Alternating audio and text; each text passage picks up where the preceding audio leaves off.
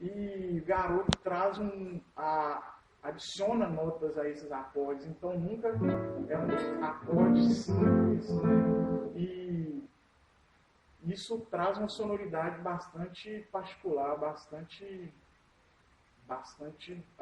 característica dele.